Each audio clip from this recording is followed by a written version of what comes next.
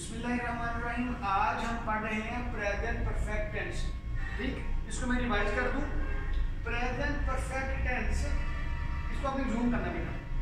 Present का मतलब हो गया मौजूदा यानी हाल, परफेक्ट का मतलब क्या मुकम्मल, टेंस का मतलब फेल यानी जमाना। तो इसका नाम हो गया फेल हाल मुकम्मल। इसमें का मसला ठीक, निशानी चुका है, चुकी है, चुका हूं, चुकी हूं, चुके हैं, चुकी हैं वगैरह वगैरह। ठीक, मसलन अब मिसालें दें। मैं आपको पढ़ा चुका हूं। ठीक, बच्चे क्रिकेट खेल चुके हैं, वो मरी जा चुकी है।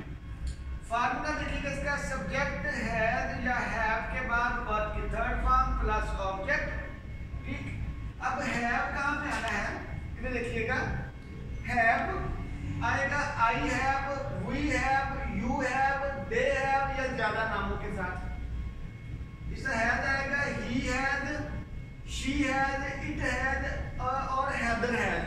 ठीक, अकेला बंदा, अकेला नाम आ गया। अब मैं मिसाल पे आता हूं दोबारा। मैं आपको पढ़ा चुका हूं, आई हैव टॉट यू। ठीक जी, बच्चे चुके हैं खेल क्रिकेट, यानी बच्चे क्रिकेट खेल चुके हैं। Children have played cricket. ठीक, अब आगे सब्जेक्ट प्लस हैज है प्लस वर्ब की थर्ड फॉर्म प्लस ऑब्जेक्ट। ये फार्मूला मैंने दोबारा लिख दिया। वो मरी जा चुकी है, ये अब जुमला हम कर रहे हैं। वो मरी जा चुकी है, वो चुकी है, जा मरी। शी हैज गॉन टू मरी, शी हैज गॉन टू मरी या शी हैज लेफ्ट फॉर मरी, वो आपकी अपनी मर्जी है। अब आ गया मनफी फार्मूला। ये थे सादा फार्मूला और सादे जुमले, मनफी फार्मूला और मनफी जुमले। सिर्फ आज हम इसको रिपीट कर पाएंगे। सब्जेक्ट फार्मूले को सब्जेक्ट के बाद हैज या हैव के बाद नॉट, वर्ब की थर्ड फॉर्म प्लस ऑब्जेक्ट। ये एक बहुत ही अहम बात है बच्चों, याद रख लो।